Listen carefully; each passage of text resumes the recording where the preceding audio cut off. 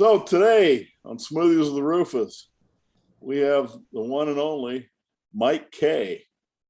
And Mike's a physical therapist. Am I correct? Yeah, PT, strength coach. Yeah, strength coach. Yeah, I couldn't remember if it was both or one or the other. So yeah, kind of. Mike, tell us a little bit about yourself, your background, and we'll get going. Yeah, so I'm. Thanks for having me on. It's a pleasure to be on. I am out in Scottsdale, Arizona. We'll be transitioning here. I'm starting a company gym. It'll be called Helix Helix Performance. But we're doing, it's kind of, so what I do is work with pretty much anyone, everyone. I tend to get a lot of rotational athletes. But also, people recovering from a stroke, your 55, 6-year-old that wants to move better. But the practice I run I've been cash based now for about 6 years. So cash based PT. So typically, set up programs, monitor people, do a decent amount of online stuff as well. So it's just kind of anything and everything. So like my given day, I could see a top 20 golfer in the world, and then the next hour, someone recovering from a stroke, and then consulting back and forth. So it's all the same stuff, right? If you have some principles and you look at, you're not getting lost in some of the minutia of how everyone thinks they're so different, then you can kind of put together, a decent principle-based model that can address this and kind of everything in between. That's awesome. Yeah. That's awesome. So you're in Scottsdale. That's close to Phoenix, right? That's how you knew. Yeah, it's all right there. Everything out here is like 15 minutes away, so it's pretty much all. Yeah. Okay, I got you. Yeah. So, and you do a lot of work with baseball, right? I sure do. Yeah, a lot of baseball, a lot of golf. It just kind of depends on the day and the season and where the guys are at. But yeah, definitely decent amount of both of those two sports. Well, yeah. Corey's chomping at the bit because he loves that baseball, and so I don't know if I'll ever get a word in edgewise today. So I don't think you ever had that problem with this. I'll just hit that slap button, that slaps him when I want to get a question. Well, whatever we talk about today, you got to put it in your words, and you got to put it in Rufus language too.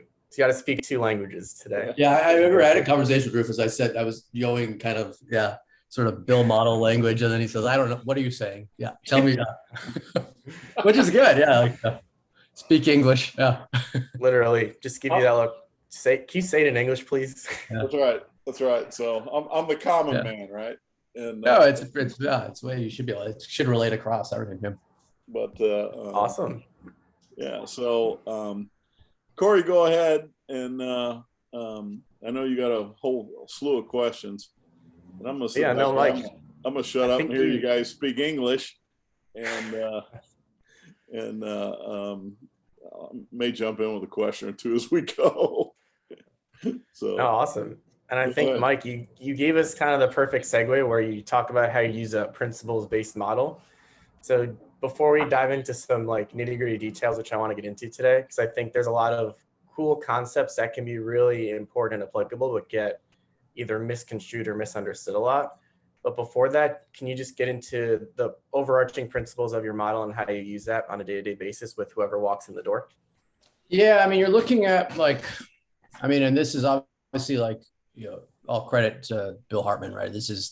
He's sort of created this. Looked around and see what's the commonalities between the way things work in nature, and it shouldn't be any different any biological system works the same when you look at the baseline things. So I'm just looking at things from a compression and expansion model, like how do we create a shape to create some sort of desired outcome, and those shapes can be it can be sort of anything, right? So that gets missed all the time, is you measure someone on the table and you're like, this guy has 0 range of motion, but then you can create this amazing outcome, whether it's with a barbell in his hand or with a bat or a golf club.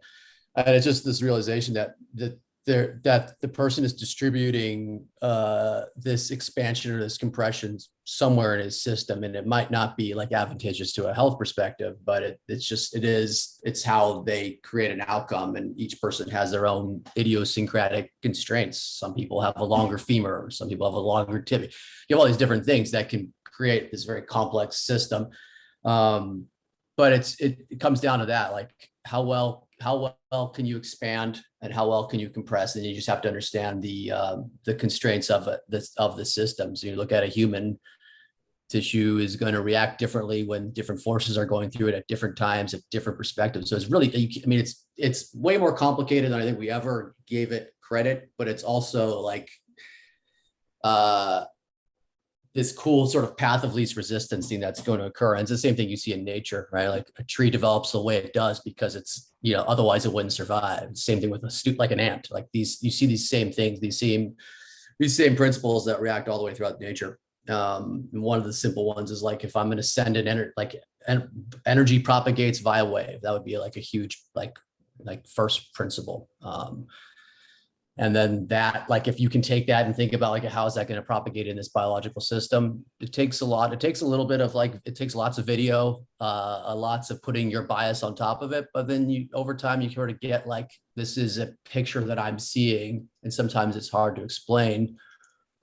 But, then you can, again, it's like your exercises get more specific, your manual gets more specific, and then like you're like, okay, this is what electricity does in this specific constraint. So like you just can look at any modality and be like, okay, this is how this would work, right? So that would be my, I guess, answer to the principal stuff. And then like anything like physics-based stuff, right? So like there's your simple physics things are always going to be true when we're talking about how a person moves.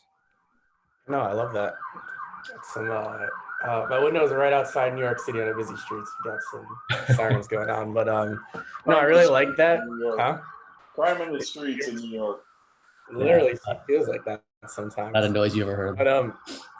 But I really like that you have these principles, and that these principles just give you kind of a foundation from which you can layer on all the other foundational sciences into. And obviously you're dealing with humans. Human systems have certain constraints.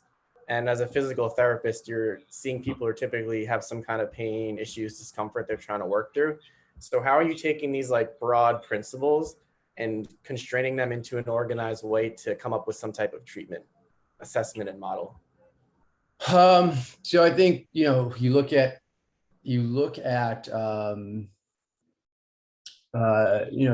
some dynamic movement stuff, right? So, I mean, taking something simple as a toe touch or a squat, you have a sort of model-based movement, a model based on like how we move pressure through the system.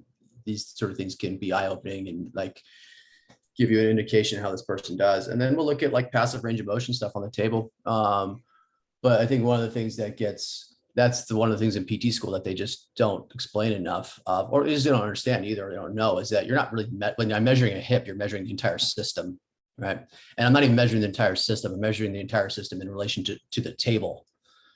And then I'm measuring the relationship to the table and the softness of that table, right? And then, we're like, there's so many factors that you just have to take and you just have to be okay with. And Bill says this all the time, but just like, it's so dirty.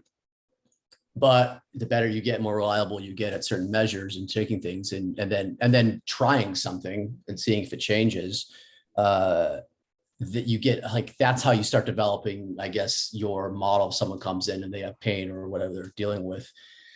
If someone has like a constraint-based change, right? Like that's when you can look at like your special test, but looking at them from like a pressure-based approach, not just like, okay, this is a superior labrum test or whether it's a slap test. It's because there's, as I'm sure you heard this before, like there's 800 special tests for the shoulder because they all suck. They're terrible tests. They just, if there was a good one, they'd have 3, right? So, but like maybe like a constraint change indication for me would be like if the like a shoulder flexion measure and a hip flexion measure are just so different for whatever reason and something doesn't make sense, then I'm thinking maybe there's some sort of weird constraint change here that may need to be imaged if someone's coming in with some sort of pain. But I don't think you can develop this sort of model without like trying a bunch of stuff and like, you can have all the best mentorship in the world, but like, as long as if you don't put it into practice and you're not willing to fail in front of clients and patients, then you'll never develop any narrowing in or anything that you're trying to kind of accomplish. Well, yeah. How else are you going to know if something works if you try it and then you have to have some type of test retest? But if you try it and then you don't measure anything or you don't fail, you don't know if something's actually working or not, or if it's not, or it's just measuring what you're trying to measure. So true. Like, so, I mean, I think it's like, we say this is like, it makes so much sense, but I think it's one of the most underrated things. I don't think people do it enough. They don't try enough stuff. They don't experiment enough. I mean, I've been to continuing education classes where the guy like made fun of testing and retesting. It's like, well, then like, what are you going off of? Like, that's a pure subjective thing. Like, the subjective stuff is important, obviously, but it's also like, we have to like look at a lot of stuff. So yeah, totally. Yeah. And one thing I want to get into in terms of like test retesting is how your monitoring changes over time, especially changes in like your passive table tests or even things like static posture. When someone comes in, are you expecting them to move in a certain direction? And if so, like, do you get surprised sometimes? And are you aiming for this kind of like perfect representation of a person where they have all this motion available to them? Or are you kind of tailoring it to whoever comes in the door? Yeah, I think it's gotta be tailored, right? Depending on like the archetype or of the person they come in. Some people are just going to be more external rotation biased, right? And then the other difference, right? You got a thicker, wider guy. They should have a tighter gradient between they're not going to have as much excursion. How you tailor that, I guess it depends. I think, like if I'm, so are you asking like what? Like, I guess I'm thinking you're seeing a lot of different people, some of whom say like baseball players, golfers may kind of tend to be a certain way just based on the things they do. Yep. And then they're coming in, they may be in pain. You start to unravel some of the layers and see the changes. Like, do you see patterns trend a certain way based on who's kind of coming in the door? Yeah, I mean, depending. So if you've got someone specific, like a pitcher, right, there's going to be certain things measurements that they need that are super important in regards to like layback. And but then we also have to take into account is how do they produce their given motion, right? So if I got a gen pop person that comes in pain, I'm just going to take them. I'm going to try to create as much space behind them as possible without robbing the front, because it just makes people more comfortable. It's easier just to get some buy-in, and then we can kind of see how far we can push them forward. You take a pitcher, or a force producing athlete, you take them too far back, you rob them of their power. Typically, you just move them too far away from their force producing capabilities. And also you can have some injury risk stuff too, like there too. I mean, so it depends. I tend to look a lot more like at ratios of range of motion versus just gross numbers, and then getting to know someone over time. Depending, because the more I get to measure, the more I get to try to interventions with them and try like mini 1 week programs with them and see what it does to their range of motion. That tells you a lot of what we can alter. And then looking at like being comfortable as a PT or strength coach is looking at the dynamic movement of their sport. People don't do that enough. That's the majority of what I will do now, because it's all well and good to get things clean on the table, but how much does it actually relate to what's the missing link between this and then what they're doing on the mound or standing over a golf ball? How are some ways you're looking at these ratios? I'm assuming between ERs and IRs. So I'm assuming you're looking at some type of gradient between those. So why is that so important to you? And how does that fit in terms of like your treatment model? Yeah. So I'm going to take the two extremes, right? So take someone who's more cylindrical. In order for them to produce a certain amount of force, or get the club head where they want, or get their hand where they want, whatever implement they've got in their hand to get where they want, that narrow cylindrical guy is just going to need more time. They're going to need a larger gradient between their ERs and IR. Like they're going to need larger separation between the two. They're going to have larger separation, right? You're going to see for example, if it's a golfer, you're going to see a more vertical shaft at the top of the golf swing. If it's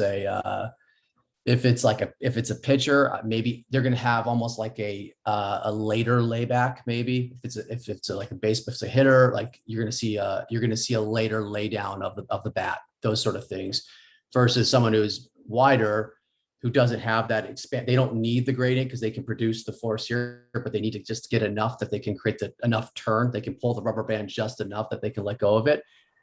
Your wider guys are going to be almost like they'll take it back on plane, so that you won't see a ton of excursion through that transition. That same thing with hitters, same thing with pitchers. Pitchers, like the pitcher, maybe that better thought of like for the pitchers isn't necessarily like the timing of the layback, but more like their attack angle down the mound. So I think of a narrow person when they get set and they get to the top of their delivery. A narrow guy almost needs to have that feeling that they're going to drop into a half pipe. If you drop into a wave, if you ever surfed before, that's that first vertical drop. And then they need to be able to ride a little bit of IR, versus the wide doesn't necessarily need to drop as much. You get a little bit of drop, but then they have to ride the longer position of IR. So it's just too and there's there's an infinite amount of people in between, but it just gives you a model of like, okay, this person is pretty narrow, and I'm not seeing them like they get on their right foot, their knee turns out right away, and they have no internal rotation in that system, that where you'd want it. And now they're moving left. The only way that they're going to move left is they're going to do like a spinal IR compression. That's going to squeeze them, move them that way. It doesn't mean you can't be fast. It doesn't mean you can't throw a ball really hard, but it's going to be limiting over time, I think. Rufus, anything you want a clarification on there? No. Oh, I thought you were talking to him still. I couldn't hear you. Rufus. No, I think that's I'm just sitting here fascinated by this. I'm trying to figure out how you can tell. Yeah, so like how long it takes him to drop the bat and all this other stuff. But I guess it's just reps watching. Yeah, you slow motion video stuff, and you can look at like other 3D things. But like for like maybe like a powerlifting example, I would think like maybe if you wanted to work like a clean and catch, I might, and I'm trying to get a narrow or someone who needs that drop in the half pipe feel, I might have them feel like they're going to try to catch a little deeper at first, versus a wide guy. Maybe they don't need to maybe they're just a thigh pull or like a, hip pull kind of clean. So they're catching a little bit earlier. That might give you like that little drop in differential and gradient in order to hold on and go that way. And then just depending on, like, you got to look at the foot position stuff too. Cause if they're catching that wave and they're catching on the lateral foot, you're going to have stress unless it's really hard to recapture a good foot position if you get your outside your base support on a turn. That's really fascinating when you put it that way. It's very clear the way you're saying it, and I just got lost in the fascination of all this what you were saying. So go ahead, go ahead, Corey. I love this stuff. Mike, can you get into a little bit in terms of how much time someone needs to create IR and how that's going to be different for like your wider, shorter guy versus like a taller, narrow guy? Yeah, I think so. Like, I think just simply like your wider dude or gal is going to just be closer to that compression, that IR downforce position, right? They're probably then too, like, you're gonna have like stiffer connective tissue responses, right? So they just basically, like, if I just get they're the thick black gym band, right? So if I just pull a little bit, I get a massive impulse in that system, versus someone who might be like more cylindrical or narrow, like they're more of the green, like you just need a more timed in order for them to create the right amount of IR in the system, right? Like, and that's like, like, it's like you're Bill say all the time, ER creates the space, right? And then I gotta IR compress to move into sort of that said space. And then let's say I capture a good turn and I'm starting to now create speed going the other direction. It can be a cut, doesn't really matter what we're talking about here. it's, like I have to use that internal rotation early to like, basically I'm creating a delay with the internal rotation. That's hard for people to grasp, is that from that early to sort of mid or like 90 degree joint position range of motions where like I'm starting to compress. If I just capture all the space and I just let go of it too quickly, it's like I don't build any speed, and that's your resultant of like, you get a golfer who just becomes like flippy at the golf ball, right? So that the handle gets out, the head gets out in front of them early. So that basically the kinetic wave through that system went distal way too quick. So I got to hold on to that IR a little bit longer, create a little more expansion, a little bit more expansion through connective tissue, through the skeletal structure, everything. And then at the right time, I can release that. I get a really cool like summation of waves that then travels through my hand into the implement or whatever I'm trying to impart into the system. Right? It can go the other way too. Like we get guys who create this massive amount of like orientation ER, and then you watch a dude at layback, and you're like, man, that guy like neck snaps this way. You get a massive amount of ER, right? So it's like you get all this space here. It's a really good way to throw hard, right? But then, like, in order to then release the ball, that pronation, that IR whip at the end, now I've got this big exposed medial elbow, and now I'm gonna have this massive wave traveling through that big exposed medial elbow. It's a really good way just to take all of a sudden, now I'm going to just tear through a UCL. Or it could be anything, right? It could be like flexor pronator mass, all that sort of things like that. I'm not protecting, I'm not creating this nice like summation of squeeze, gone. It's like massively open, and now this big wave travels through, and it all at once just blows through there. You got high risk of any number of soft tissue injuries or like an avulsion fracture. No, I think that's a great point. Go ahead, Rufus. Corey, let me just for the people listen, we on all these podcasts, we talk about wide and narrow. And don't lose your train of thought, Corey. But can you just explain that a little bit for people that don't know what that is and kind of what it looks like? Yeah, I mean, like, you look at my structure and look at Rufus. All right, I'd be more of like a narrow cylindrical person. I need more time to create force versus Rufus. You're like offensive lineman, defense. What position do you play football? Yeah, offensive lineman. So like Rufus is really good at going forward and putting getting his hands on you, right? I'm much better at turning. If an offensive lineman gets turned, he's gonna, your quarterback gets killed, right? So I'd be a terrible offensive lineman, but I'm decent at turning and creating like, I'm gonna be better. I'm gonna be a better turner. Rufus is gonna be much better at going straight ahead. So then you can just kind of see it in someone's structure, right? And then within narrow and wide people, you have different structures of like thorax to pelvic ratio, which can kind of give you an idea of how well someone is at, how good someone is at basically of generating, pushing pressure through their system, right? So you get this person, the cone person, you get a compression up top, creates a lot of speed down in that pelvic floor. That person is going to be really stuck to the floor. They're just not a great athlete. They're going to be decent dart thrower, maybe good at billiards, but it's not good they could be good golfers too. See a decent amount of golfers, so they're really stable. Less and less now just because of all the speed that's required to play golf. But versus like the person who's got more of a narrow pelvic outlet and wider thorax, that person's going to have a better chance. He's going to probably be a decent turner, and then he's going to be better at accelerating volume up his thorax. So he won't lay as heavy on the ground. So is that helpful? Yeah, no, that's fine. I just want to make it clear because we talk about it so much on these podcasts because of the people that we have. And I can't remember if we ever, explained it thoroughly or not. And it just, the thought went through my mind. It's just a bias. It's just a bias between, and everything kind of is in between. I think people get too stuck on like, oh gosh, I don't know what to do. This person is why. I mean, it's, right. Or they're narrow. It just gives you a bias of what someone will be good at. Typically. So how does that affect your training, the way you look at their training in the gym.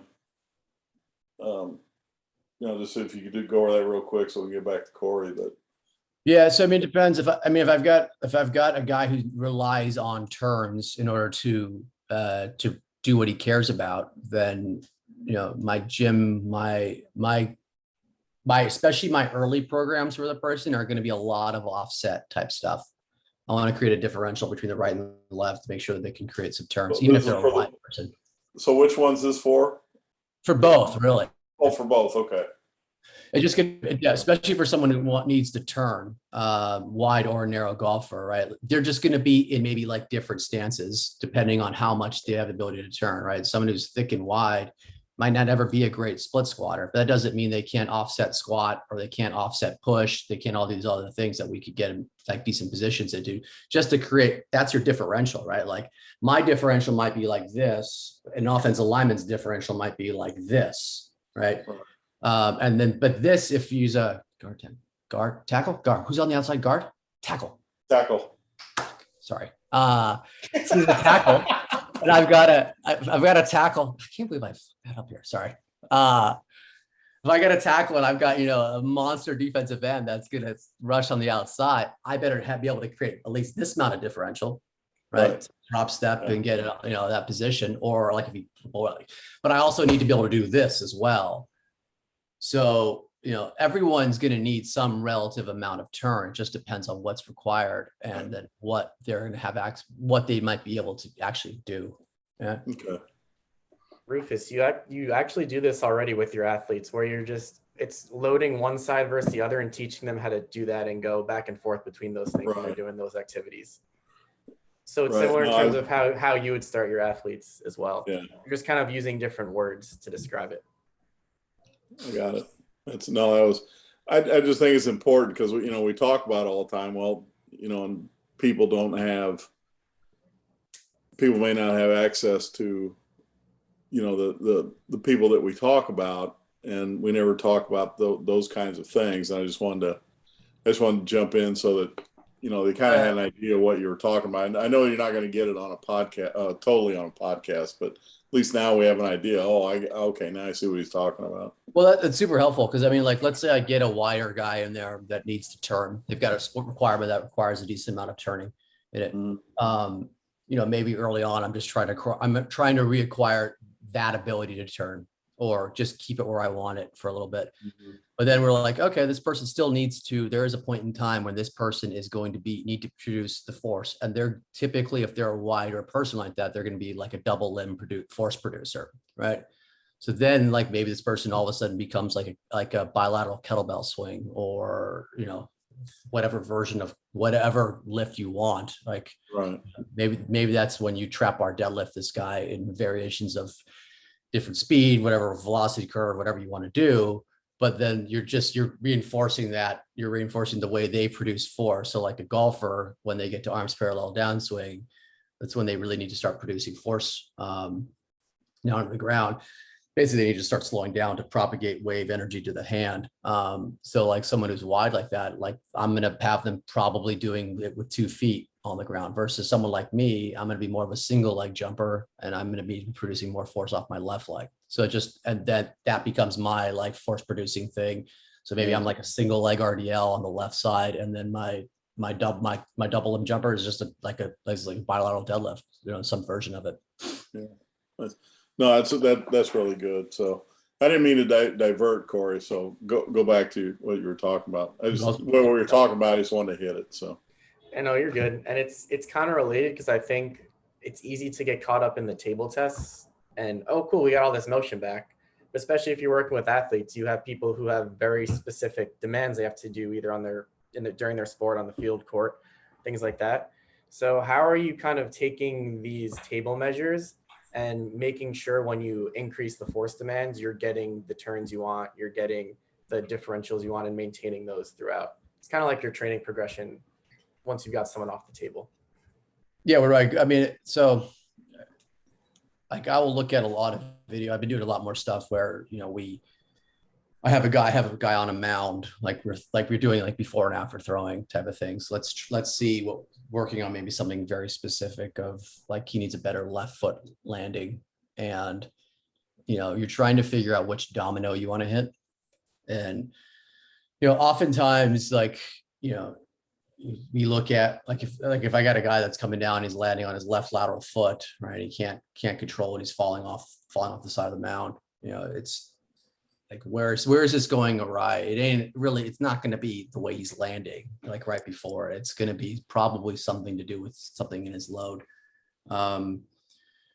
So I think you just have to try stuff. There isn't any kind of way to like completely nail it down. I think you have to incorporate and think about like, okay, what's the velocity required at this point in time? What kind of connective tissue response do I want? Something like like a golfer takes the club away. Everyone's always looking when he's trying to get into his right side, like trying to turn him to get into his right side. Like it's so common to see like a left foot that never gets to like a mid-late representation. So like a later phase of gait. So they just kind of hang back in that middle early-ish phase of gait.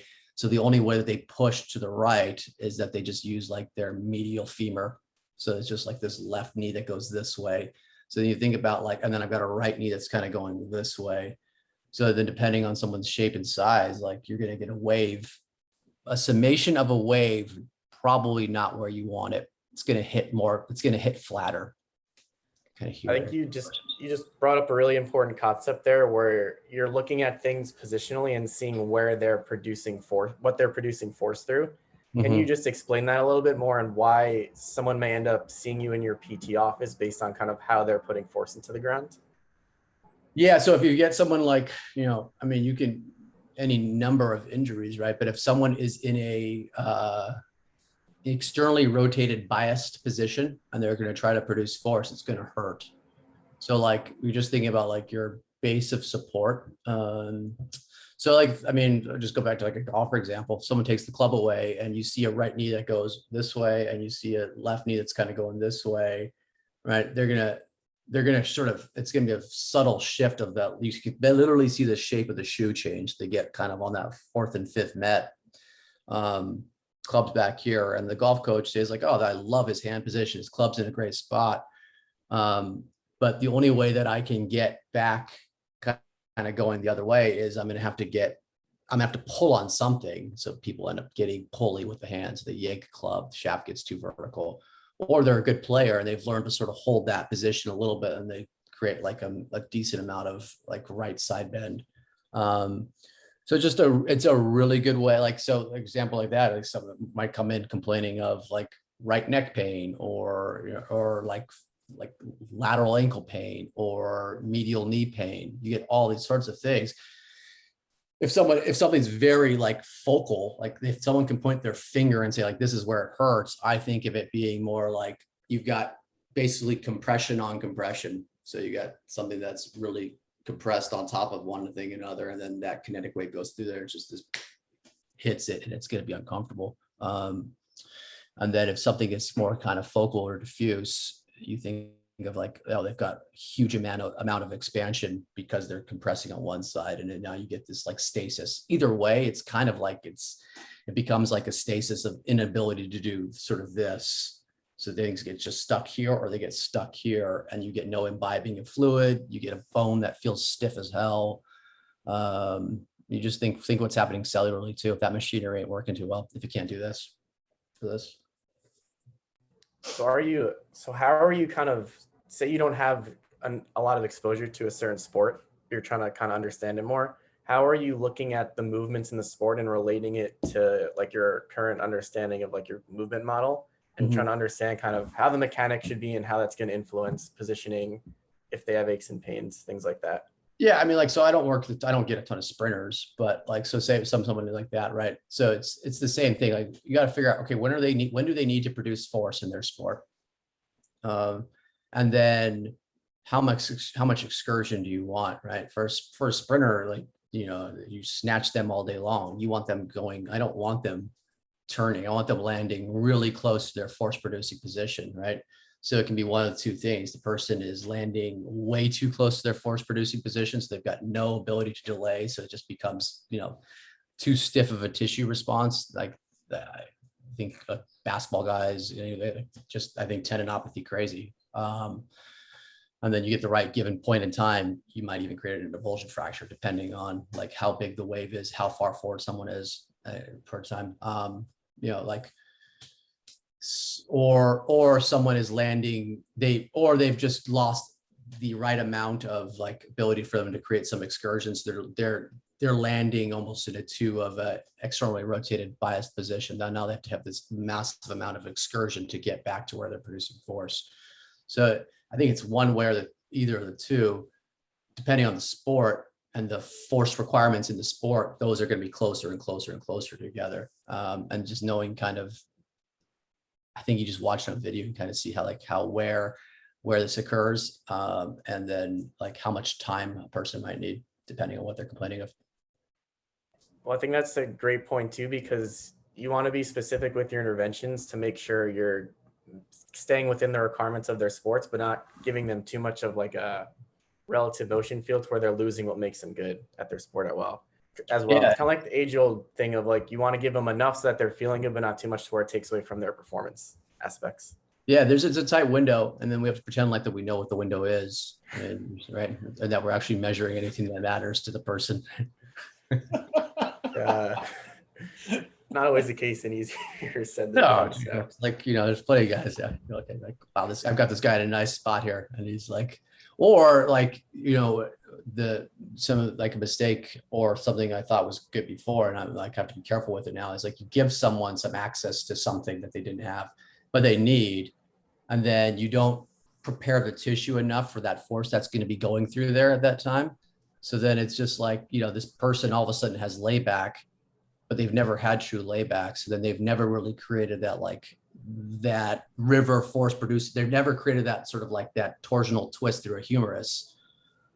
So that takes time to like prepare that stuff for that to occur. So like if all of a sudden this guy now has its massive expansion or his ability to create that ER, but now that I can create that time, that ER there, and I'm not getting that, and that wave then hits that bone that's never created like the right amount of twist, it could be uncomfortable. Like you can get, even though you get some positive things that you think you're seeing, it might become a problem. No, I think that's a great point. That's something I noticed too, where like you make some great like changes in session in terms of range of motion. They're like, oh, I feel so good right now. And they go home, they're consistent with their exercises. They come back, they're like, oh, the spot where like was bothering me now feels great, but now like something else is really bothering me here. And then I'm like, okay, well, we changed the distribution of something, but maybe their tissues weren't ready to handle that, or we didn't get everything back. So you're kind of like having this interplay of these things, these variables. Yeah. And question based off that, sorry, got more sirens in the background. But so what are some, because I think this doesn't get talked about a lot, what are some secondary consequences, I know you touched on some of them already, of getting someone range of motion back they may not have had access to in a while, and then they're starting to produce force within these ranges now? There's a, like kind of what we talked about already, like, so like maybe tissue's not prepared, maybe their schema of like representation isn't similar, right? So it's just, the path of least resistance they're created, they just haven't like timed up with what might happen during a game.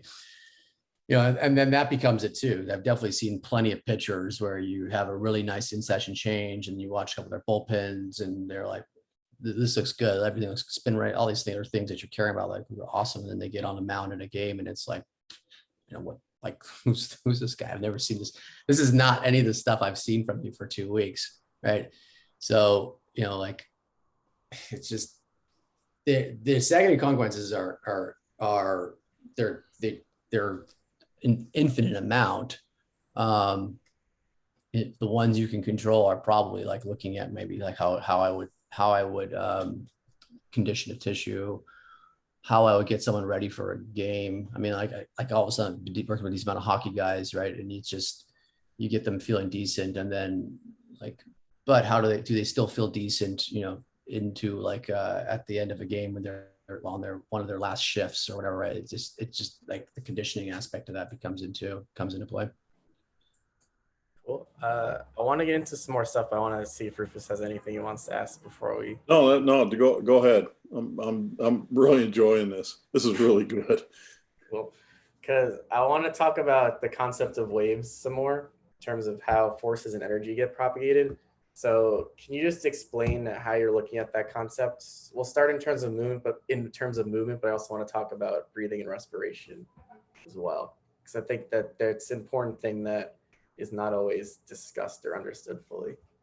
Yeah, I mean, so like if you think of like a sine wave, like how it represents, right? I mean, and then you can look at it from like the amplitude to the magnitude to the amount of sine waves in some sort of given time, right? So like if I'm thinking of like a sprinter, you're going to have more like dun, dun, dun, dun, dun, dun, dun, these sort of like high amplitude, high velocity, like under like in a short amount of time, right? So you're getting a lot of high amplitude waves bouncing back and forth, versus like a power lifter is going to have like sort of one big amplitude under. It's going to have a longer amount of time, so that curve gets spread out over a longer period of time.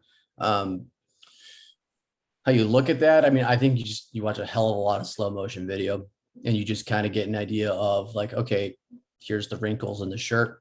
Here's the depth, right? And you can kind of see this sort of, if you watch it enough and you sort of know what you're looking at, you can see a wave propagate through a picture or whoever you're looking at. You watch enough really slow motion video. You can also correlate with like a lot of 3D data and kind of figure out like, okay, here's this person in 2 points in time.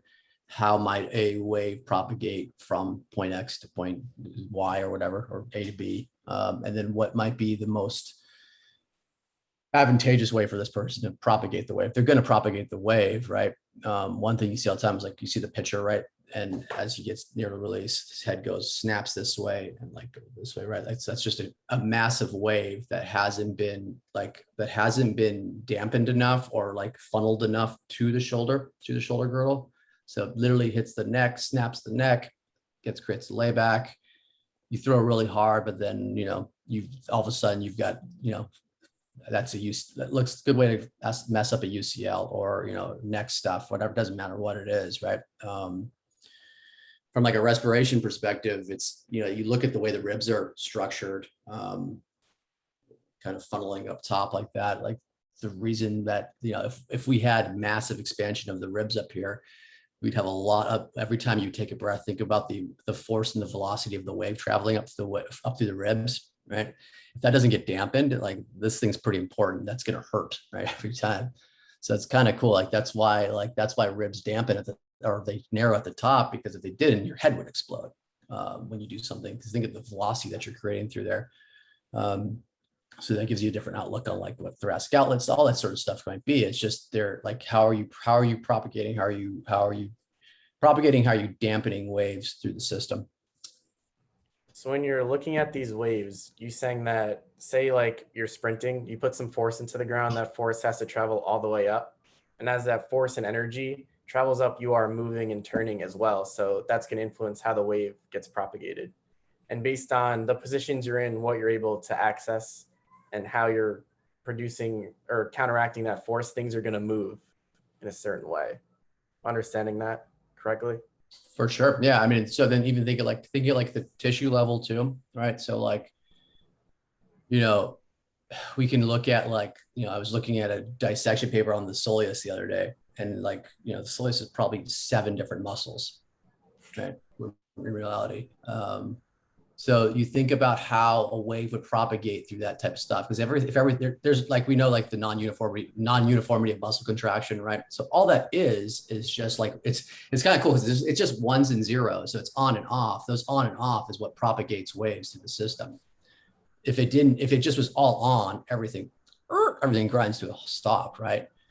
So that becomes like, but which is cool because it should make sense. Like martial artists have talked about this and all the time, and like it's how quickly can you track, how quickly can you relax, these type of things. but it's just like me propagating waves to the system. So if you take something like the soleus or like your like your lat, or right, I mean, you can look at it from a deep and superficial perspective. You can look at it from different pronation angles. You can look at the relationship with the gastroc and soleus. So if I got compression, I've got a flattened lower posterior leg. I sure as hell well know also that my lower posterior is going to be shut as well. So then that wave will get through there, but it's not going to go the way you want it to. So the person gets pushed into a later center of gravity position. Everything kicks forward. I got to use a lot of rectus to control it. One of the early propagation stuff you'll see early on is like, you'll see gracilis pop really quickly because it's just a rectus, that type of stuff, which is kind of cool. I mean, so it's just, those are all indicators that maybe center of gravity is moving too quickly forward. That wave is pushing me too far forward and I can't quite control it. The thing that we have to wrap our head around is like the person to be a damn good performer and know what they're going to do with that wave, right? But it's also going to push them forward if they keep pushing forward, right? There's going to be how are we going to create the yielding stress? How do we slow down? You slow down through a disc, which, right, over time, a disc isn't a disc. I don't like, so Bill talks about this, and I think it's similar. Like a disc is, the disc explodes, it explodes in ER, but it's been an IR problem for a long time. Compress, gets beat up, beat up. And then at the right given time, posterior herniation. So that's a wave propagation that's pushing me too far forward. Well, I think it's a really useful way to look at things, because if you're looking at movement and just looking at the forces involved and you just are watching someone go through something, you can see like, oh, I know it should look like this, but when I'm looking at them, like, oh, their head's kind of bent this way, or like their arms all whipping through at the same time. And if we're looking at like how these waves propagate, we could just say like, oh, here's how it's propagating. Here's the positions or the expansion they can't access right now. Maybe if we give them some more of that, it will either get them out of pain or clean up some mechanics and they can move better, feel better, increase performance along those lines. So it kind of simplifies things in my head. I think it's really simple. Instead of thinking like, oh, I need a glute med, I need all this stuff. It's like, put them near the position that they can't quite do, right? And then you're trying to figure out, okay, where does this wave go to crap, right? Often, sometimes you'll see someone land in a nice leg position. You see that hip sort of translate back, and then all of a sudden that wave hits like that TL junction-ish area. You're like, that's where I need to go. Like I might have cleaned up some of the lower posterior stuff, but maybe I haven't cleaned up some of that stuff too. So like that's, that might be, any number of positions that might create the space for that wave to move into, but then you better teach that space, that wave to propagate through that space. And then there's a timing component of how it propagates to that space. So you can kind of have like a standard operating procedure if you want. Is this kind of how you're looking at interventions too, in terms of what you're actually doing change wise and why you may choose, say, like a respiration based intervention versus, I know you like to put people on the vibration plates or do a manual technique or things like that, or even like a strength based activity? Yeah, you're basically exactly like you're trying to figure out how you're always trying to figure out like, where can I put this person where they're just right about able to succeed, where it's like, where it's difficult enough. And I mean, you can get over, you get enough people in pain. You think everyone needs to be laying on their side and doing these certain things, but there's ways to get people standing up and propagating a wave, the wave that they might need. And that's the bigger thing is like, I think that's like, we think like that's the transfer is the wave through the system, right? It's not the activity. So something can look completely different than what my sport is, but if it's a wave propagating through that tissue at maybe a specific speed, like that's might be what the system recognizes to transfer, not necessarily like the actual activity. Because it's too fast for this to control. This thing starts controlling it, it slows you down, right? So it's got to be path-of-least resistance, which is kind of cool. The neurology reacts to the physics, to the fluid, which I've done arguing with people about that. It's just a stupid argument, but it's just kind of like, what else is it going to react to? If there's no fluid, the fluid in gradients, it reacts to the fluids and gradients. Yeah, and it's interesting too, because I think one thing Rufus and I have been doing more of recently are more of like your velocity based movements. So instead of like your increasing load to give it strength adaptations, you can create these waves through some type of like dynamic like drops or things like that, where if you give them something low level, they may just try to like use way too much muscle activity and they won't actually get the expansion where you want. Just kind of using these more like dynamic, like oscillatory isometrics or things like that, you can create the expansion without them having to think about it or lay on their back and breathe, which I think is another kind of useful way to look at these things. Yeah, you get like anytime you get like someone to create like a better impulse, and then like it's just the start of it, right? It's usually the domino I think you need to hit. And then if the person's good enough athlete or they're good enough at their sport, then they're like, oh wow, that's the feeling that I feel every third, like I come out here and like every 3 days I'm amazing. That's the feeling I have. And they're hunting for it all the time, right? That it's, you know, if you give them that sensation, it might be the sort of the window to what they need. So when you're doing these activities, knowing your tissues are going to react to the amplitude and frequency of the wave, how are you determining your plyometric progressions, or how are you dosing it based on the person in front of you and selecting the interventions? I mean, it's so variable. You know, like I might try something just a couple times a week with someone. Are you talking about like how many times, like frequency type things, or like determining which more just the interventions themselves, determining like, do I want to send a high amplitude, low frequency stimulus, or like a low amplitude, high frequency stimulus? I think it depends on like what, if like how far I need to bring someone back. So like I had a hitter baseball guy who, you know, who might like, who's a wide guy, he's overstriding, he's got no real ERs. So, you know, it's maybe just he's a box squat, sit, inhale, create space, exhale up. So that would be like representative of one type of wave. Maybe that's done for a little bit, and then that's his plyometric. That's a plyometric, but like he's getting recoil spring off the box, and then into a sort of like a kettlebell catch clean type thing, and everything kind of in between, working into some like low level depth drops. But then it's going to be like related back to, okay, how big of a wave do I need him to create? Can he control it? For someone who gets overstridden and goes too far forward and gets pulley on the handle and flashes left quickly with a bat path, like this person probably needs a little more, like you got to get him some more ER, and then you got to get him to hold on to his IR longer.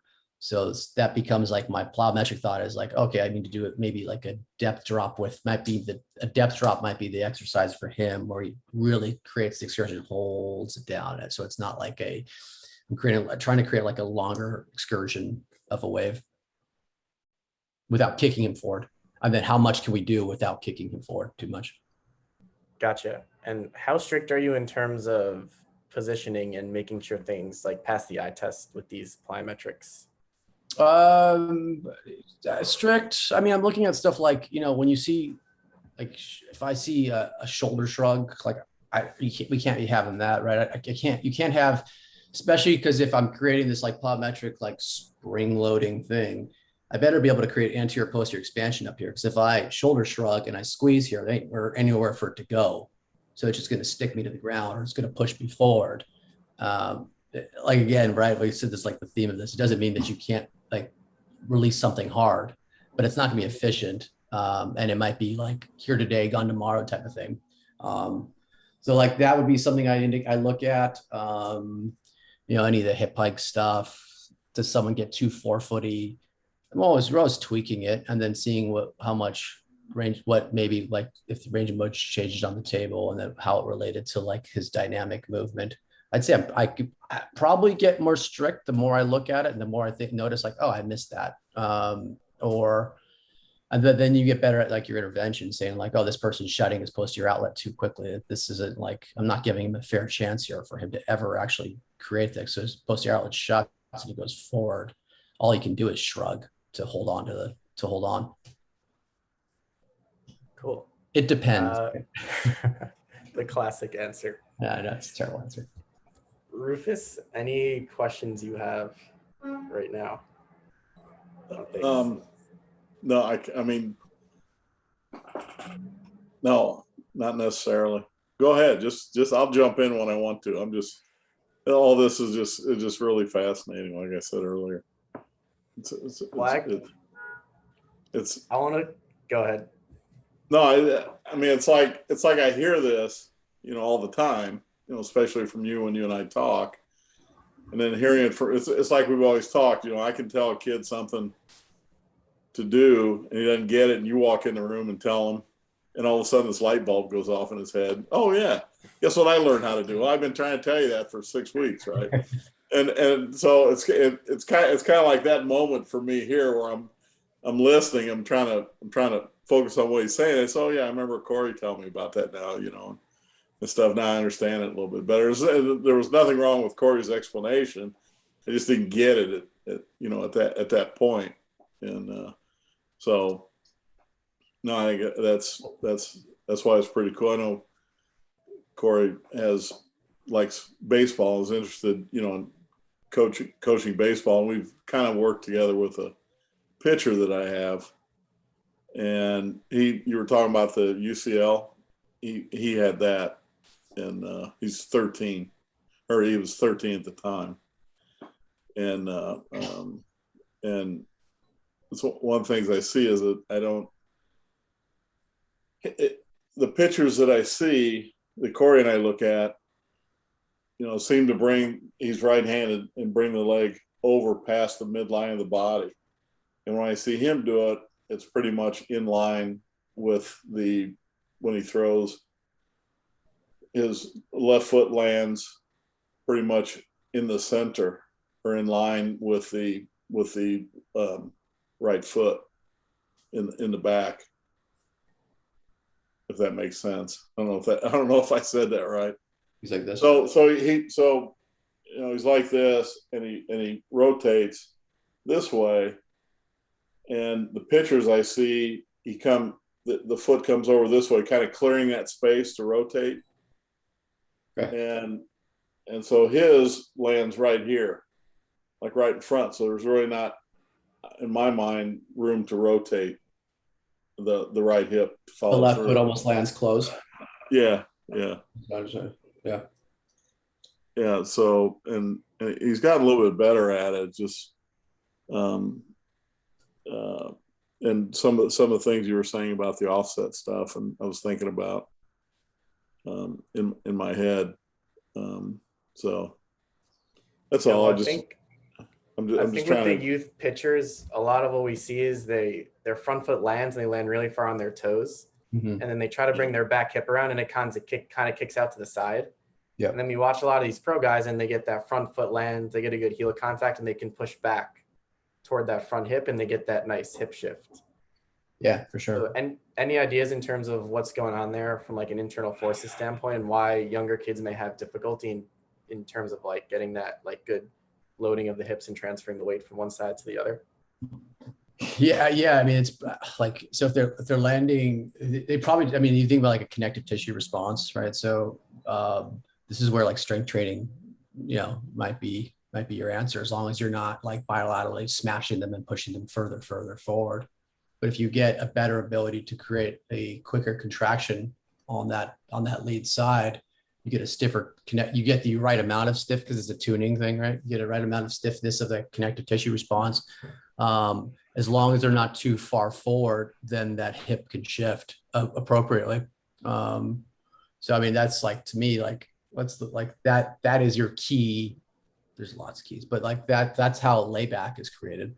That's how you shallow a golf club. That's how you do all these sort of things. Is you need the opposing wave from the other side to match with the expansive wave on the other side. So you get this cool, like, over them almost turning on top of each other, which creates the right amount of delay, depending on the person's size, right? Like, so, I think of a wider guy needs like almost like you're going to need almost like a shallower angle of attack to that lead side, versus maybe a narrower guy needs more like a more vertical approach to that lead side at angle of attack. Mm-hmm. You look at the backside mechanics too, like golf. This is kind of something I've been working with a lot of golfers. So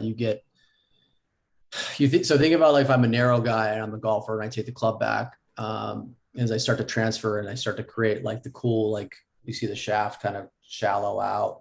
it's going to shallow later, should shallow later.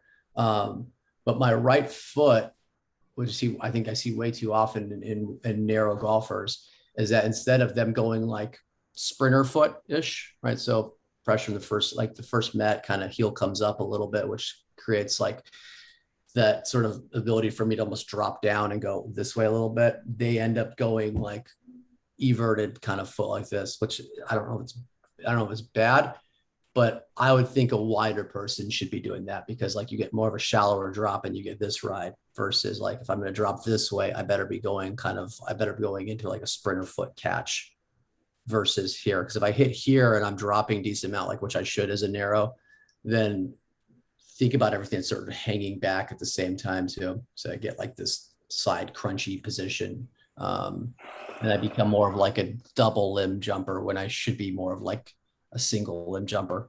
And the same thing with like a pitcher too. I think you might see earlier heel release on a narrow pitcher off the rubber versus a wider. You'll see like a longer everted holding position of that IR. Well, I'd assume if you're a narrower or taller guy and you're trying to hit at that, it's a steeper angle. And if you're hitting at that and you're staying everted, you're going to have a harder time, like you said, getting that push and transferring probably over to the other side.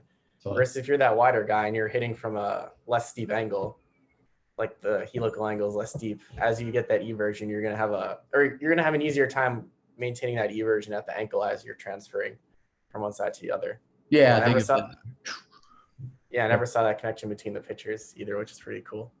Yeah, I think it's helpful. I mean, it's because it's way too often taught now that don't disconnect from the rubber, don't disconnect. So then you get guys that like creating like this external rotation torque into the rubber, right? So it shuts your posterior outlet, hangs you back, right? Because I got an arm that gets late, gets behind me, or like this over like I have to scap load. Here, right? So it's the same thing. It's like I'm shutting my posterior lower, I'm going to shut my mid DR, like all that sort of stuff. It can help you throw harder, but how much, and then what does it do to your spin rate? Like there's so many things that I think it's just that it misses the boat on. Well, I think if we're looking at like people who kind of use our model, so if we're looking maybe like maintaining a heel contact as long as possible may not be the most advantageous, especially for like a taller, narrower guy. You may want to shift to the front of the toes quicker, because it's going to be more efficient when you're looking, or when you're getting a push off and you need to go to the other side. Totally. Which is a really interesting point. Yeah. And I guess just also shows you like there's no kind of, things can be cookie cutter to a degree, but again, based on structure, we always have to differentiate in terms of what we're looking at and who the person is in front of us. Because trying to force everyone into I need to maintain a heel contact eversion through the whole foot as long as possible may not be the best thing for someone who's taller and narrower, whether it's a golfer or a pitcher. For sure. Yep. Interesting. Wow. I'd got some rethinking to do after this one. It'll be fun. Another question for you, Mike, because I know you kind of mentioned earlier you made some mistakes in terms of getting some good relative motion changes, coming back, having them do something, and then they start to get like maybe some stress in some other place that's causing some issues. Any current shortcomings of your model or things you're kind of working on right now, where you feel like you need to get better in? I'm just always trying to be more specific, and then just get a clear picture of where someone's center of gravity is in space. Right. I think we've like from like this perspective of our model, like we understand like the relationship of like how a person might degrade, or like the more chaos in their system, right? And how they like entropy ensues, and when they get deep into this superficial compression, or these more and more of these compensations, kind of know where they are.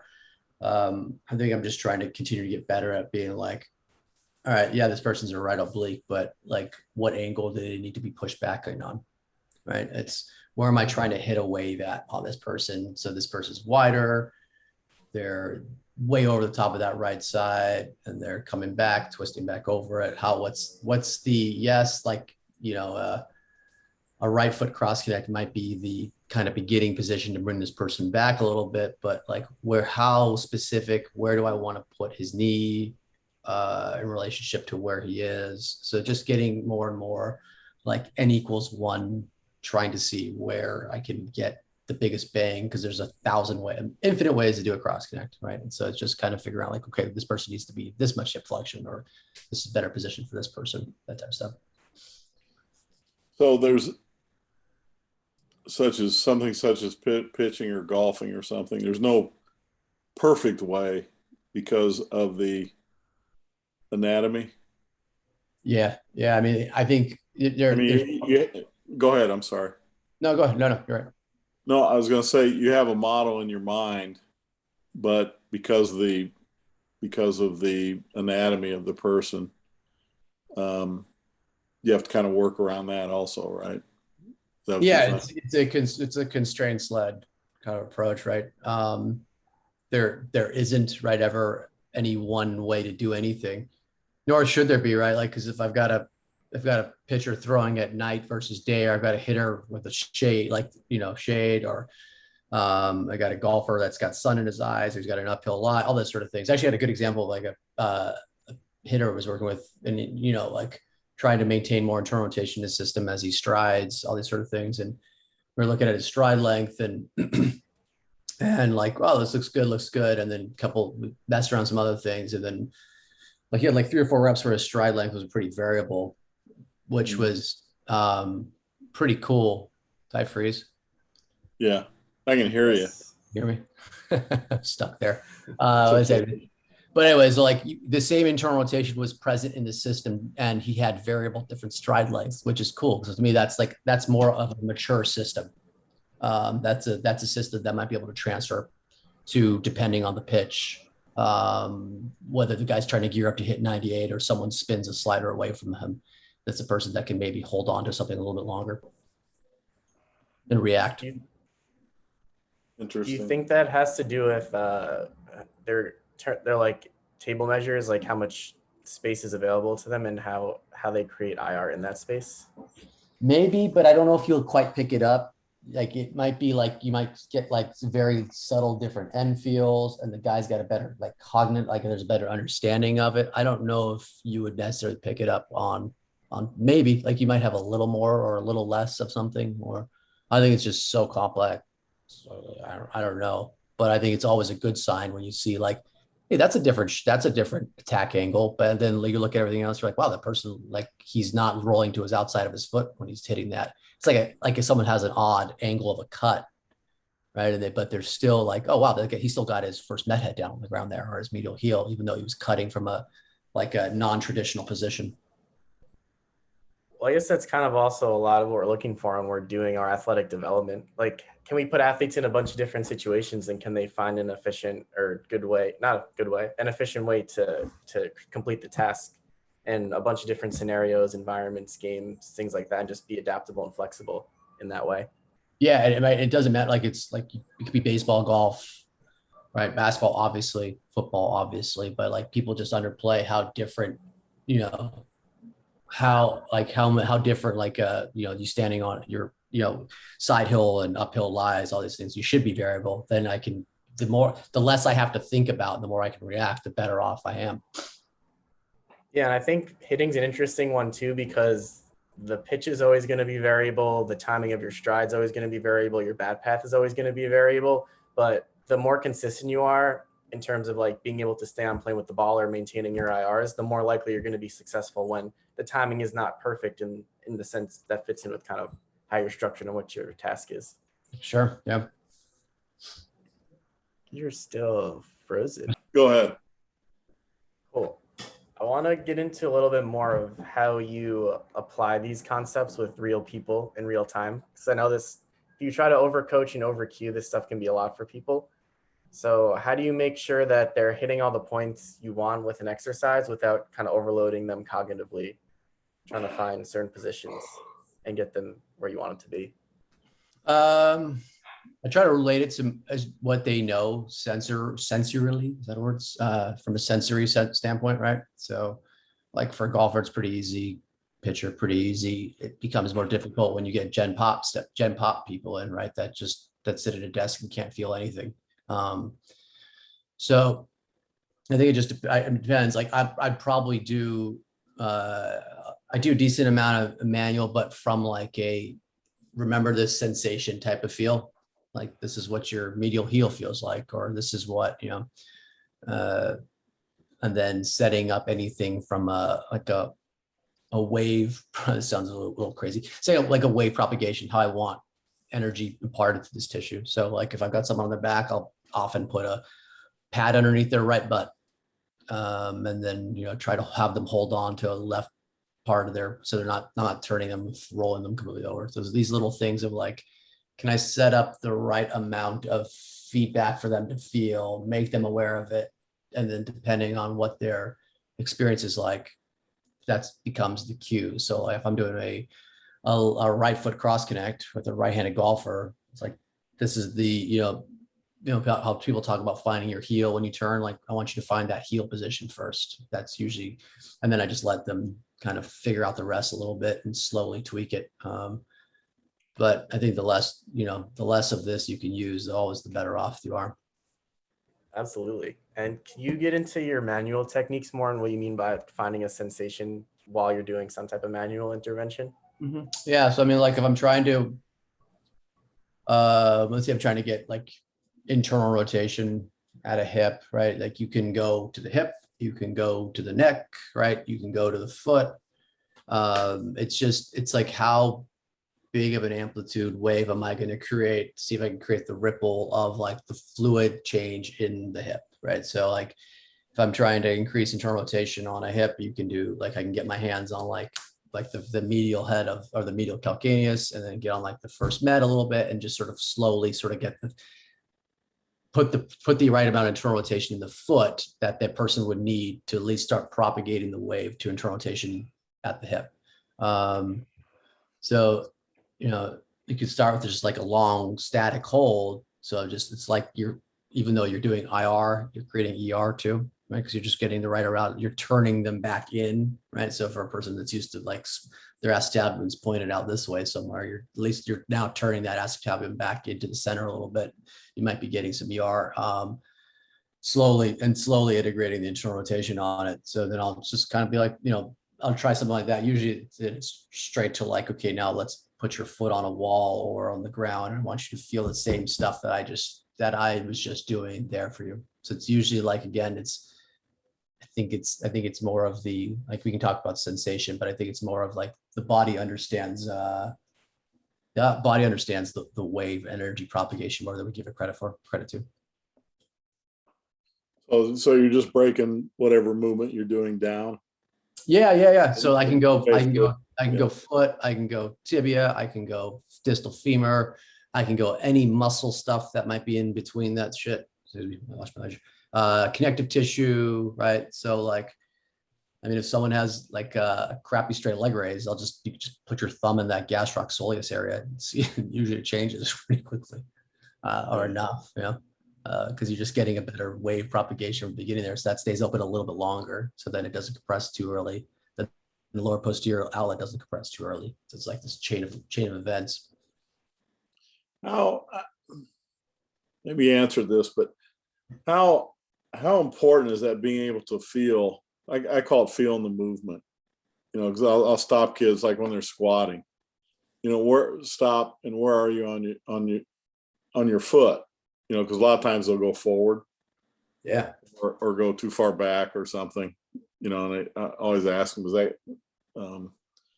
how important is that? For that, yeah, I think it's the expansive.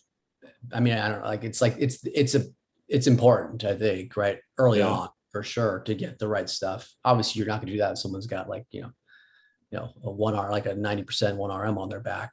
No. Yeah, but I mean, when they're first, yeah, there has to be a vocabulary between you and the client, whoever you're working with, right? That they need to feel certain things. So I mean, I think it's awesome to slow down and ask them to feel things at that given time, because it just brings, it brings awareness to the sensation that someone might not have ever felt before. And again, like if someone can cue in on a sensation early on, that's usually what transfers. It's like hard to see yourself from like, a third party, like, so, but if you feel something in it, So is that something that, so I always have them close their eyes or blindfold them is what I've used.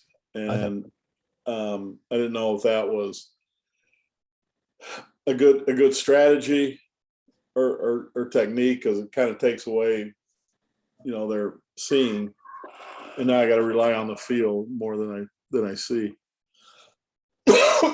Excuse me. Yeah, I think it's a great.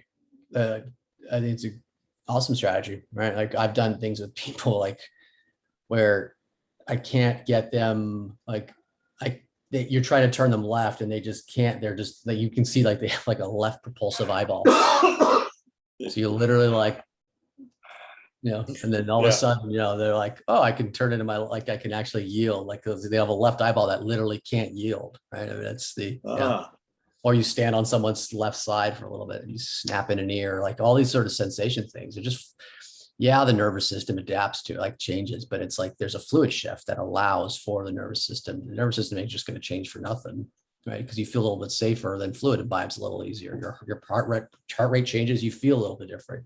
Fluid changes differently. Right? So it's just a resultant of like a fluid differential, which can feedback nervous system. You can't uncount one versus the other, but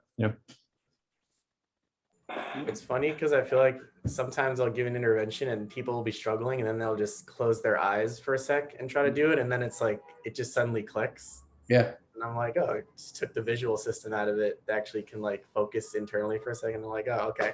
Totally. I do it all the time. If someone's explaining something difficult, it's almost awkward. Like I almost can't look at them to because otherwise you just start getting lost in whatever, right? It allows you focus on what's going on, Yeah, it's pretty cool. Bizarre, but yeah, everyone's got their own strategies, right? It works really great with kids, and, yeah, I bet. So when I had weightlifters, we bought sleep masks, right? And they have to do the snatch or clean and jerk with a sleep mask. That's awesome. And I tell them, just go up to where you're comfortable. I don't want you to be uncomfortable, or scared to do it. Mm-hmm. And they got to where they go about 90%. Really? After they do it, they'd go out. After they've done it for a long period of time, Mm-hmm. They'll focus, and then they tell me, say, can I take the mask off? Yeah, fine. Whenever you feel like it. And you were talking about people can't feel anything. One of the kids I had, he's a football player, right? Running that brick wall and don't worry about it. That's the way I describe it, and he would do that, right? So he's one of those kids. I can't feel it, right? And I always ask him, how does it feel? He goes, I don't know. I can't feel anything. Then I had in the same group, I had another kid that was, didn't play any sports, but he was a pretty good athlete. And he felt more things than any other kid I've ever coached. Nice. I tell him, can you feel that? You need to shift back, a half inch or something. And okay, I got it. And, we come off the platform and I'd start telling him something. He goes, I know what I did. I'll fix it. Okay, fine. Yeah. I mean, it can be dangerous too, right? Like I've made that mistake. Guys, you give them too much information, right? And they're like, I can't feel this. I was like, oh, geez. So like you said, you kind of give them one thing. And I always start at the bottom and, and then work my way up. Here's, just feel your foot right now. And then feel your upper body, whatever the cue was. And, I thought it worked great. Yeah, that's awesome. It makes a lot of sense. Yeah, I think it's helpful to have, I like to call them anchors, where it's like if someone's doing things more on their own, it's like, if you're feeling this and this, you're probably good. Don't think about it, just go. Because then I feel like a lot of people, if they don't have those anchors, they just start to wonder and their mind goes a million miles an hour when they're doing something like, oh, is this right? Especially if they're have an injury history or more afraid to move. They're like, oh, I don't want to get hurt. So I think having those anchors, it's like, if you're feeling this and this, you're probably good. Go from there. And it just gives them something to kind of hold on to make sure they're hitting the right things you want with whatever intervention you're doing. For sure. Yeah. Yeah. I mean, sometimes I'll do stuff with people where I'll be like, do a good rep, do a bad rep. I mean, obviously it's a safe bad rep, but it's that type of thing where it's like, okay, or this is not necessarily something like a chronic pain person where you're cueing them on constantly, like when they're afraid to move, but like, this is the way you'll screw this up. Do you feel that? Like, that's okay. And then now feel the right version of it, that type of stuff. So, yeah. I think that's helpful because you're going to give people stuff and they're going to screw it up. So if they know going in how they might screw it up, now they're like, oh, wait, he literally told me that. It's been really helpful for people, right? This is like, but it's like, yeah, you have to, that's a skill too. I guess like, it's hard to, like, this is how you will mess this up. Not everybody, right? Like, this is what you'll do. Well, I'm interested. Go ahead. You said that you cover one eye. Explain that. I mean, I understand two eyes from my perspective. I never thought about covering one eye. Or it seems like Corey and I have talked about this at one point or not. But what does that do, and which eye do you cover? I think it would depend, but I tend to like if someone is, and eye dominance is another like whole rabbit hole stuff, but like if you're trying to get someone to basically like almost like get off of their right side and get him into like a left stance position, like typically that person is like has an axial skeleton that's spun right, but they're not going to live here. So they just sort of twist this way. So you're going to have those people typically will have like an astigmatism too, because you got to twist through the eyeballs. And then you get like a left eyeball, left socket, or like a left occiput, or like a left, would it be like left, like just called lower pelvis, that everything just gets pushed forward. So it's like everything gets driven forward. So you got a left eye that is extremely dominant, and just all that person does is look through their left eye. So their eyeball gets pushed sort of forward. So if I'm trying to turn them left, they need to yield, and they need to yield, and they need to yield, but they also need to yield, right? So I sometimes just like shut this thing off and like feel like you're moving your right eye is moving forward. Really? Yeah, I mean, it's like, you probably have some, I mean, it's like an eye socket's no different than a hip socket, right? Like that's most of the time. And I've heard him say that 1,000 times, and you just roll your eyes, but then you like start doing this. And he's right. As always, he's right. That's cool. I'm going to try that Monday. Yeah, you can mess around with all that stuff. Like, it's kind of interesting to see how like little tweaks can change. Someone's in a shift and trying to change their visual eye line. Right. Someone's jaw that's in a twist, or they're retracted hard, right? You're gonna bring in eye patches to your kids' class on Monday, Rufus? If I have to, yeah. I get the sleep mask and the eye patches. Yeah. A bunch of pirates running around. There you go. Yeah, I'm sure you've seen like you can block like ears. Like, I mean, you can, I tried to tell my golfers not to wear headphones when they hit. I mean, it's, Really? Why is that? Yeah. I think it messes with like signaling and of rotation, and like obviously the vestibular canals. If you've got music banging into there, it's going to change the way your orientation of your rotation. I don't know which way. It just gets like, why don't we just take them both out and just have some focused practice, or maybe play with like a left one. I don't know. Like, you go back and forth. Like, there's no rules. It's try stuff and see what happens. Would that necessarily apply to having music in a weight room? Probably. I don't know. I mean, maybe like there's a reason why people chill out, right? When certain music comes on and they get tense and other music comes on. It's just another input, right? Rufus, I just think you don't want music in your weight room. I don't. So I don't mind it. Yeah, I agree. You agree with me? I do. I sound like an old man. Pain in the ass. Yeah. Somebody agrees with me. I mean, the amount of times I work out with no music, it's people think you're crazy, or silent in there. Huh? You're enough all day. It's funny because none of the kids ever say anything about it. All the other classes that I don't coach, they got the music blaring, right? Yeah. And my kids have never asked me why I don't use music. And so it's like they get used to it, and it doesn't bother them. There you go. or I had a kid. I had one kid come in, had his ear things in. What do they call those things? Ear speakers. Mm-hmm. And what do you got that on for? Well, listen to music, turned off. So okay, and he even got used to not listening to music. So that's awesome. I'm glad I got somebody in this country that listens to me, or that I agree with, not listens. Yeah, that's awesome. Remember that, Corey. We heard it from the best, right?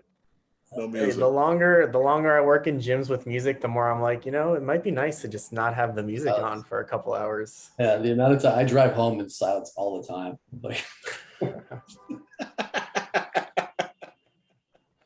But Mike, I think it's cool that you're able to talk about like a visual system, like an auditory system, but you're still using the same principles you're using for like the musculoskeletal system. So I think it just makes it easier to kind of understand these systems and how they can influence what you're doing as well, because you have those like overarching principles that are consistent throughout all of them. For sure. Yeah, like if I have something coming with it, it's upper related. I'm measuring hips, I'm measuring pelvis all day long because I want to make sure that I'm getting the right amount of propagation, because that person stands up and I didn't change a hip range of motion, then this is going to go right back to where it was. You're not going to make anything that's lasting for enough. It's not create enough of a behavioral change. Mm-hmm.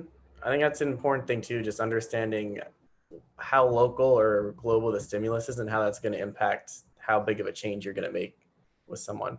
Yeah. And then it makes it easier too from a standpoint of like, oh, this didn't work, because you can check a shoulder, you can check a hip, you can check an eye socket, you check a jaw.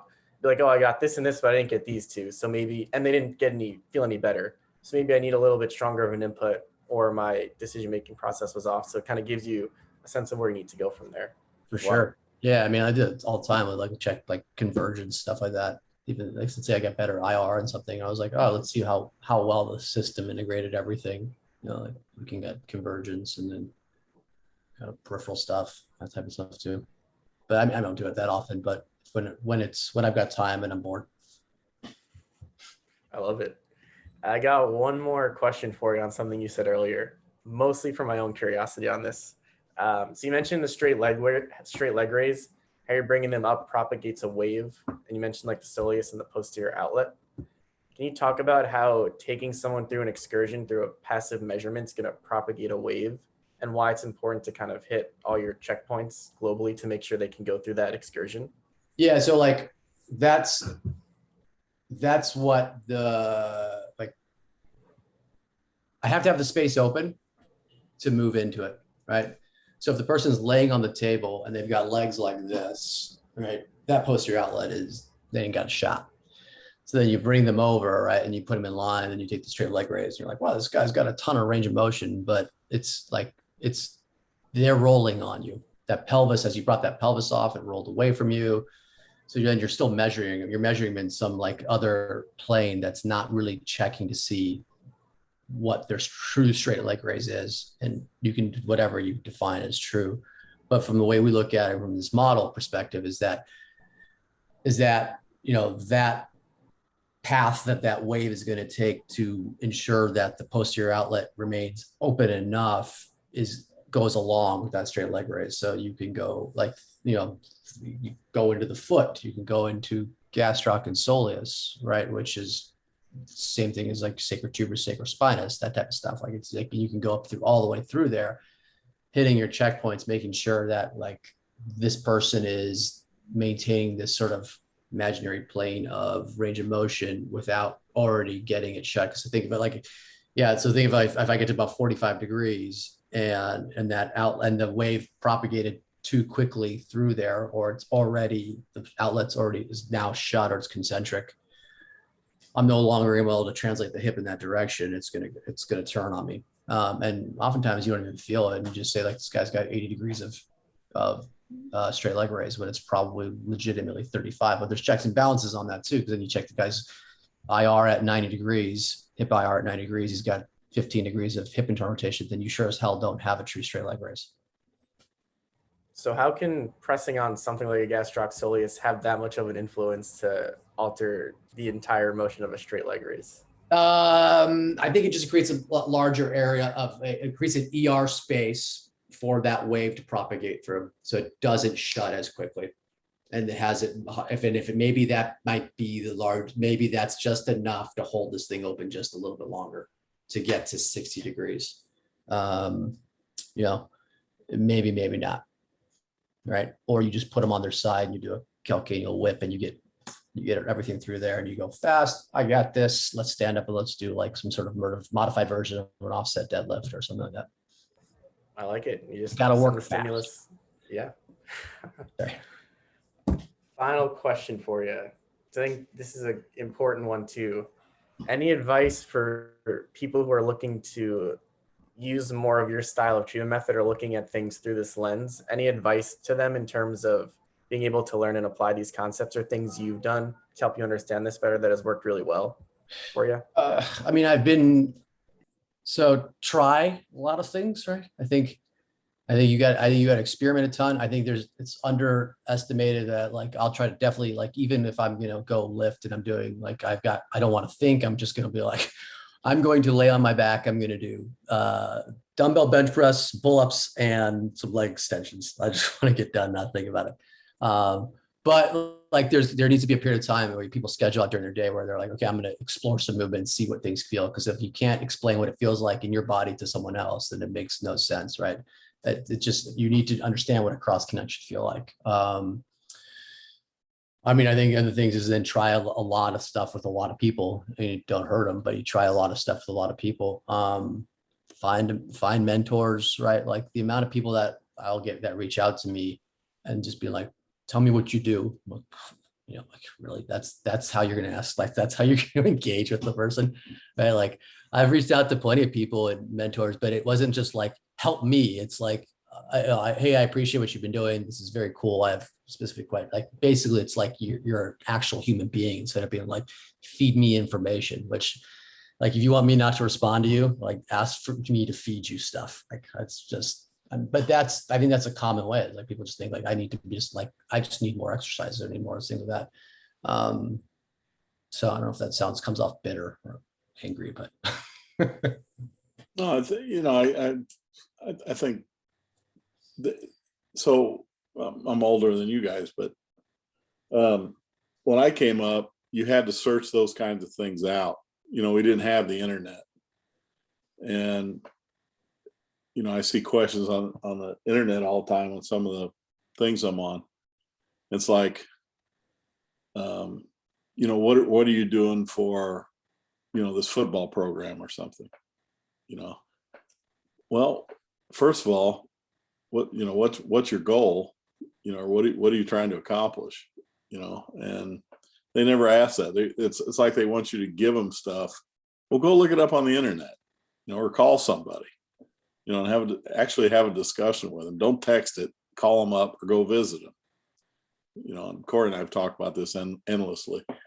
And, I see that more and more, because the information is so accessible now. Yeah, it's too accessible, right? It does. There's so much information, and that's not necessarily bad, but we get in this thing. Well, I'll just ask, and somebody will give me the research for it, or whatever it is, and I just think you got to go to the library or search the internet, whatever it is, and find out. You got to do your own legwork. That probably be a mistake I always forget to mention. Like when I was in PT school, is that I didn't pick my rotations. I didn't take more like ownership of where I would go.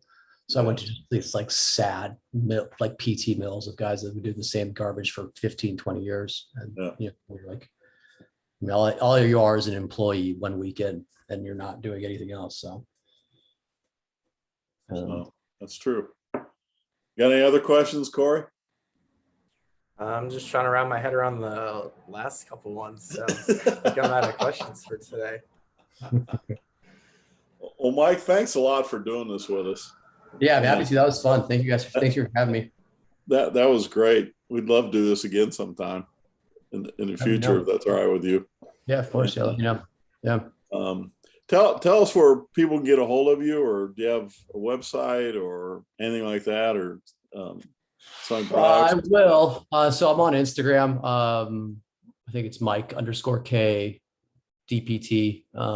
Which is a terrible Instagram name, but just my name. Then I can put my email address in there. It's Mike KSB as in Samboy @gmail. But I'm opening up a big performance gym here in about a month. And awesome. so thanks. Will you have a website for it and everything? I have a website. Yeah, the gym's gonna be called Helix. HELIX. You got it. Yep. And then so I'll get you guys on the contact stuff there. But we have a big 14,000 square foot building, mounds. I got a bunch of technology coming in. Strong strength and conditioning guys. I'm looking forward to it. So goal is just to kind of grow it, and I'd like to get some other like-minded PTs underneath me, and my goal of what I'd like to be doing in 5 years from now is being sort of treat a little bit, but doing more of the individual coaching stuff, and then sort of just kind of being able to sit on top of the snow globe and bounce around. That's awesome. Yeah, let us know about that, and